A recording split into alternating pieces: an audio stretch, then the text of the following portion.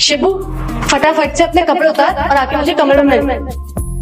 मालकिन आप ही कैसी बातें कर रही हो? आपको पता भी है आप क्या बोल रही हो? मुझे ना बहुत अच्छे से समझ आ रहा है कि मैं क्या कह रही हूँ और क्या बोल रही हूँ, इसलिए मैं तुझसे जितना बोल रही हूँ ना, तू सिर्फ उतना कर। जल्दी से अपने कपड़े उतार और आके मुझे कमरे में मिल। मालकिन कैसी अजीब सी बात कर रही हो? मैं नौकर हूँ इस घर का, मैं आपके कमरे में कपड़े उतार के कैसे आ सकता हूँ? शिबू देख, मैं तेरी मालकिन हूँ, तो मैं तुझे जैसा बोलूंगी ना करने के लिए, तुझे वैसा करना पड़ेगा। इसलिए जितना मैं कह रही हूँ उतना सुन और आजा मेरे कमरे में।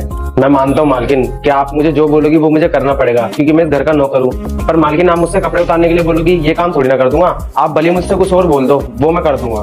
अच्छा ठीक है, तो मुझे ये बता कि मैं तुझे महीने की कितनी तनख्वाह देती हूँ? 6,000 रुपए। अच्छा 6,000 रुपए ना, तो तू सोच, अगर तू मेरी बात मान के मेरे सामने तू अपने कपड़े उतार देगा तो मैं तुझे पूरे 20,000 रुपए दूंगी। और तू एक बार सोच के देख कि तू इन 20,000 में क्या क्या नहीं कर सकता। इसलिए मैं जैसा बोलूँ ना वैसा सुन और कर। क्या 20,000 रुपए, वो भी कपड़े उतारने के?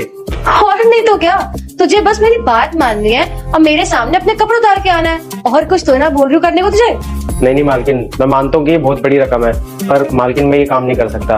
अरे जरा सोचो, अगर बाहर किसी को पता चल गया या बाहर मोहल्ले में किसी को पता चल गया तो मेरी कितनी बदनामी हो जाएगी, मुझे कहीं और काम भी नहीं मिलेगा। अरे शिबू, तेरे और मेरे अलावा इस घर में और है ही कौन?